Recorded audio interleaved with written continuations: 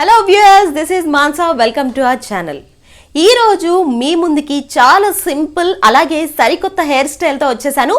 So let's watch.